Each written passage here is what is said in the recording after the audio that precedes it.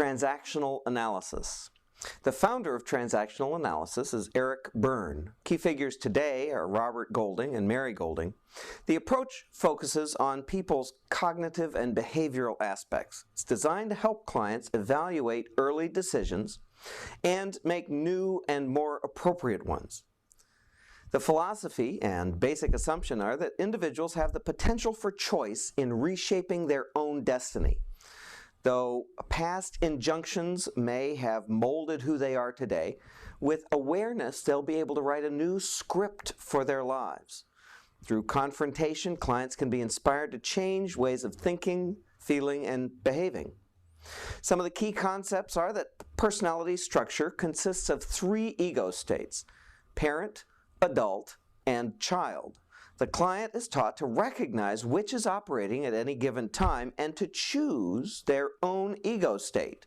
So the approach focuses on games played to avoid intimacy, rackets, early decisions that they've made, re-decisions, scripting of your life or life scripts, parental injunctions, stroking, and basic psychological positions. The therapeutic goal, then, is to achieve a degree of awareness that enables the client to make a new decision regarding future behavior.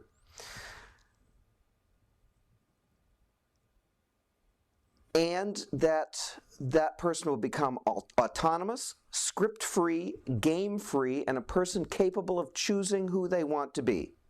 The therapeutic relationship, then, between the client and the therapist is one of equality and of joint sharing. The client contracts with the therapist for a specific desired change, and when that contract is fulfilled, therapy is terminated.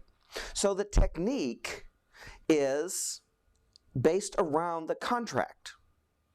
The use of a script checklist and questionnaires to detect the injunctions, games, life positions, and early decisions are also important. And other procedures include structural analysis, family modeling, analysis of games, rackets, pastimes, and script analysis.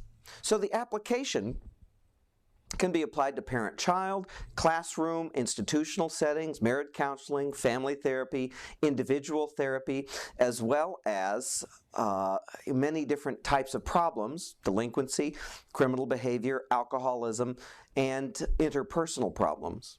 The contributions are specifically the contract method, the active role of the client, the emphasis on the client's doing, not merely trying. The concepts are concrete, specific, easily grasped, and it's a brief therapy with a specific time frame. And it decreases the chance of dependence upon the therapist, and it emphasizes choice in the client. The limitations, though, are that all of those terms can become mechanical and can actually over-intellectualize and become a defense mechanism within the client for actually not feeling in and of themselves.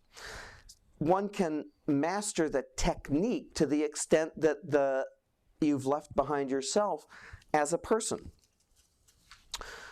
Some of the key terms that you'll need to know: the ego state is one of the 3 distinct patterns of behavior and independent levels of psychological functioning. That is, adult, an ego state that is the processor of information, analytical, rational, objective. Child, an ego state that consists of feeling, impulses, and spontaneous acts.